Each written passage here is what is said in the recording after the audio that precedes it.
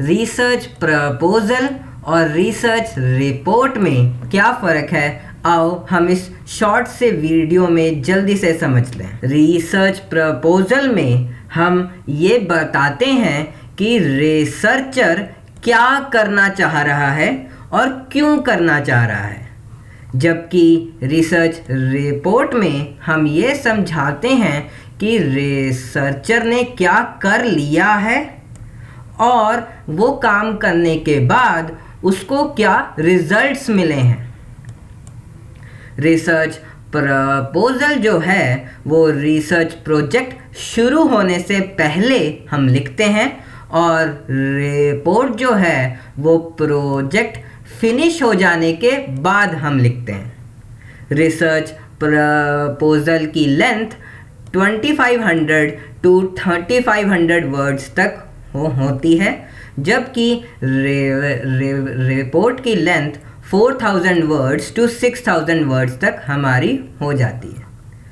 Research proposal को हम future tense में हम लिखते हैं और रिपोर्ट को हम पास्ट टेंस में लिखते हैं। रिसर्च प्रपोजल के टाइम पे हम प्रॉब्लम या फिर वो टॉपिक हम जिसको इन्वेस्टिगेट करना चाह रहे हैं उसको हम एक्सप्लेन करते हैं, जबकि रिपोर्ट में हम वो काम फिनिश हो जाने के बाद जो भी रिजल्ट्स हमें मिले उनको एक्सप्लेन करते हैं।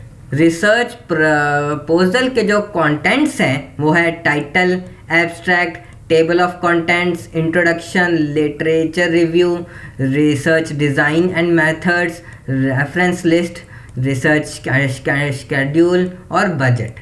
जबकि रिपोर्ट में हम बहुत कुछ ऐड करते हैं, जैसे कि हमारा कवर पेज, हमारा टाइटल पेज, एक certificate, table of contents, acknowledgement, list of tables and figures, हमारा इंट्रोडक्शन, स्टेटमेंट ऑफ ऑब्जेक्टिव्स, हमने क्यों ये काम किया, हमारी मैथडोलॉजी क्या थी, हमारा डाटा क्या था और उसके सोर्सेज क्या यूज़ किए, सैम्पलिंग हमने उसकी कैसे की, उस डाटा को कलेक्ट कैसे किया, कौन से टूल्स यूज़ किए, क्या हमने फील्ड वर्क किया, जो भी हमें मिला उसकी एनालिसिस क्या थी, हमारी फाइंडिंग्स क्या थी, उनकी लिमिटेशंस क्या थी, फिर कंक्लूजन में क्या मिला, क्या हमारी रिकमेंडेशंस हैं और फाइनली बिब्लियोग्राफी। ये सारी चीज़ें आती हैं हमारी रिसर्च रिपोर्ट में।